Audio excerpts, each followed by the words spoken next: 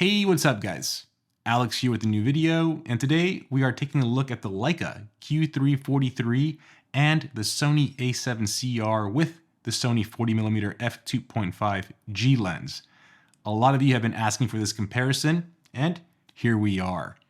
If you're new to my channel, I am a Sony and Leica shooter, and I've actually compared the A7Cr with the Leica Q3 28.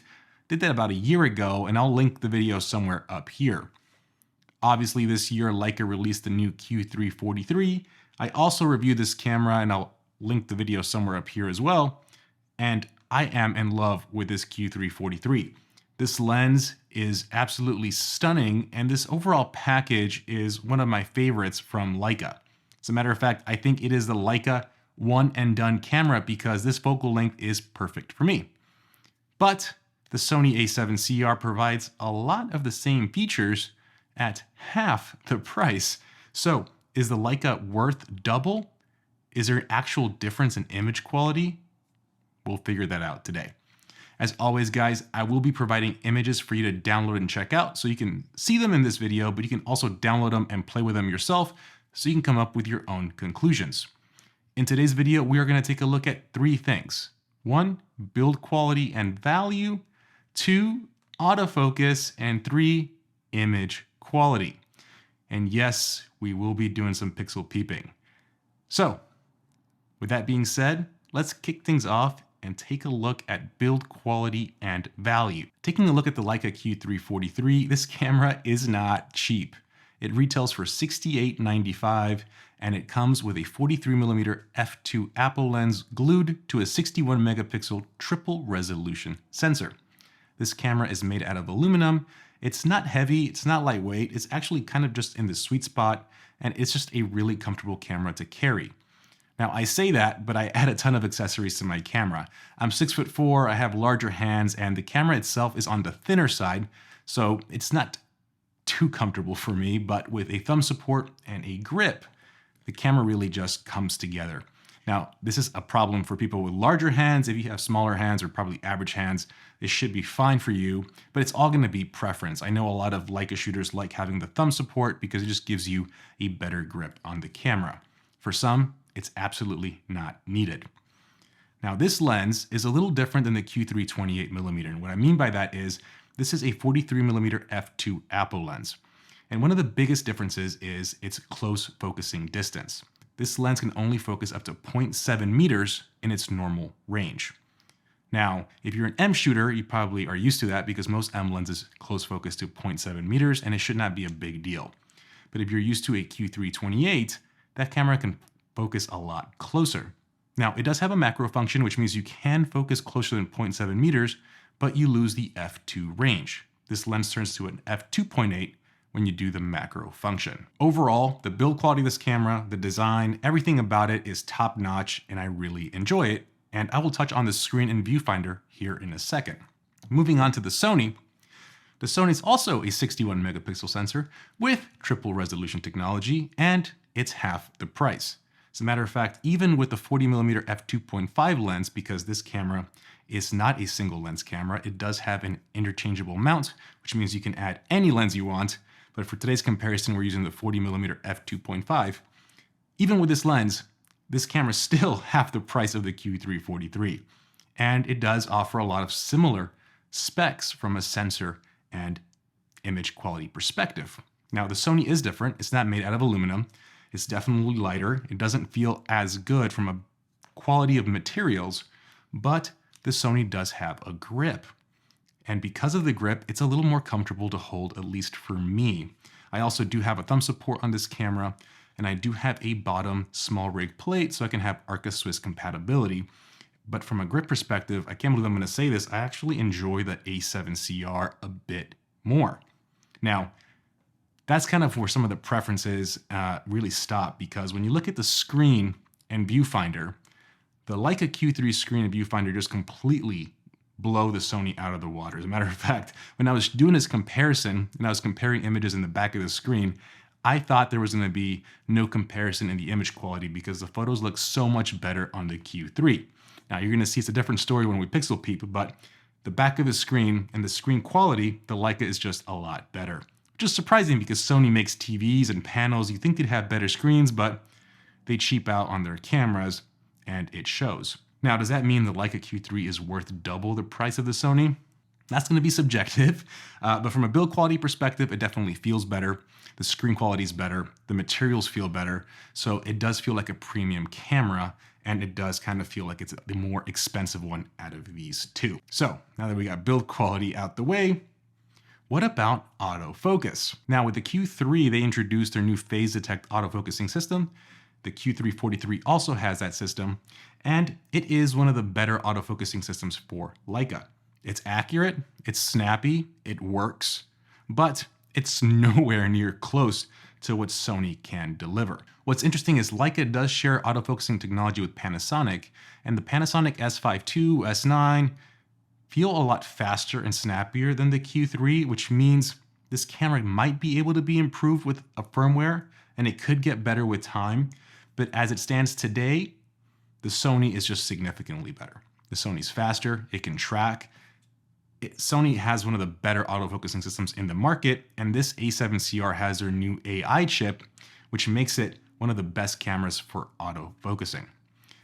I haven't really had too many issues with the Q3 because I am a portrait photographer, and when I'm shooting portraits, I'm not really shooting moving subjects. But there have been some instances where the camera has just not nailed focus, has missed kind of randomly, and again, it's just not the best system. So you are paying a premium, but the Sony here does just completely blow the Leica out of the water with autofocus. So right now, I would say the Q3 has better build quality. The Sony has better technology with autofocus. What about image quality? Does the Leica warrant double the price? Well, let me bust out the laptop. Let's do some pixel peeping and see if you can tell the difference in image quality between these two cameras. All right, so I have my laptop open, but before we dig in, a few things I want to say. First one, like I mentioned at the beginning of this video, all these images are available for you to download and check out yourself, and I highly encourage you to do that. Second, I did not use a tripod for this comparison, so don't use the focal length differences or kind of different composition as scientific. They were all handheld. I tried to match the composition as best as I could, and I think I did a pretty decent job. Lastly, these photos are a mixture of edited photos and raw files, and I'll make sure to point that out when you're looking at them so you can tell the differences. With that said, let's take a look at the first set of images. Both these images have my preset, and the only difference I've tweaked is the white balance to get them to match as close as possible. On the left, we have the Leica, on the right, we have the Sony, and from this image, just looking at it, there is some slight color differences, but overall, they look almost identical. If you zoom in the center, they're both extremely sharp and really hard to tell a difference other than the subtle color differences in the files. Surprisingly, the Sony's more vibrant. Wasn't expecting that because Leica files usually are a little bit richer in color. But in this example, the Sony looks a little bit more vibrant. Colors could be a wash. They can be edited to look the same. And the sharpness, surprisingly, in the middle is almost identical. Looking to the sides and corners, you can tell that the Leica has more shallow depth of field being an f2 versus f2.5, but really no huge differences in this image. Let's take a look at a few more. All right, so in this set of images, we have the Leica on the left and Sony on the right. And I should also say all the photos were shot with aperture priority to see how the cameras would meter and handle the light. For the most part, the settings are the same, but let's go ahead and zoom in. Both these photos also do have my preset. And again, looking at them one-to-one, it's really hard to tell a difference. Zooming in, you're gonna see that both these photos are extremely sharp, wide open, and really, really hard to tell a difference. And if you look at the back, I think here's where you're gonna see some of the subtle differences. And again, we're pixel peeping, so just to point that out, the Sony does have purple fringing in the back here. You can see a nice little purple glow versus the Leica does not really have any fringing at all because it's an apochromatic lens design. Even then though, the Sony's purple fringing for a $500 lens is super controlled and you have to zoom in one-to-one to see it, which is pretty impressive. And again, looking at these images, they both look identical. Let's take a look at another set. So for this set of images, we have the Leica on the left, Sony on the right. And again, the Sony's actually more vibrant, which is surprising. Both these images do have my presets. And like I mentioned, the only tweaks I've done is white balance. So the vibrancy is just that the Sony files are a little bit richer in color out of the box. Zooming in, sharpness wise, they both look very similar. As a matter of fact, in this image, I would say the Sony might look a little sharper, but that just could be the fact that the colors are a little bit more vibrant. Zooming out, hard to tell a difference. Let's look at a few more. So on this one, again, Leica on the left, Sony on the right. The composition does not match here too well, but if you zoom in, here you're gonna see some of the differences. The Leica is sharper in this image. The Leica has no fringing and overall just has a perfect look to it. If you look at the Sony, you have fringing all over the fence, you have fringing on the text. Here in this image, the Leica is just optically perfect. There's no fringing, there's no distortion. The colors look great. Overall here, you can tell that the Leica lens is a better lens, and it should be because it costs, a lot more money. And the apochromatic lens does also show you that there is no fringing in this image. But when you zoom out and you look at it just at face value, really don't see many differences. So that's gonna be kind of the tail of the tape here, but we're gonna look at a few more. For this image, I thought it was interesting because getting the exact same composition meant I had to go to macro mode with the Leica, which meant I was shooting at f2.8, while the Sony maintains its f2.5 at this focusing distance, which means in this specific example, the Sony's actually letting in a bit more light. Interesting. Here, you're also gonna see that the Leica has significantly better bokeh. So if you zoom into the background, you're gonna see that the bokeh on the Leica is nice and smooth, and the Sony has a little bit of vintage character, almost soap bubble bokeh, harder edges, harder lines, and the Leica is smoother. And if I zoom out, kind of look here on the back, you're gonna see that overall, the Leica does produce a smoother, more pleasing background blur. From a sharpness standpoint, the Sony is holding its own. And again, I think it's more impressive that the Sony's holding its own because it's a $500 lens and the Leica is so expensive. But looking at the images here, I do think the Leica looks more pleasing. The background blur is significantly nicer. And I will say that these two images are unedited in their straight raw files. So you're seeing here a raw file from both cameras. And again, the Sony has just richer colors coming out, which is very interesting for raw files. Let's take a look at another set. These two images here are also raw files, and on the left we have the Leica, on the right we have the Sony, and zooming in, you're gonna see that both are super sharp, and actually in this image, the Leica does have a richer tonality to the colors and looks just more vibrant versus the Sony looks a little bit more washed out. And it actually, you can see it significantly with just the vibrancy of the colors and kind of, there's a small, slight haze on the Sony where the Leica just looks super sharp.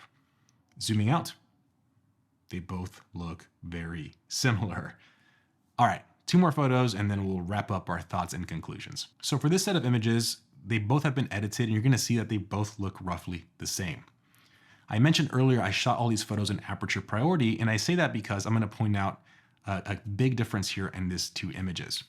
Before I do that though, I'm gonna zoom in and show you that sharpness-wise, they both look very similar.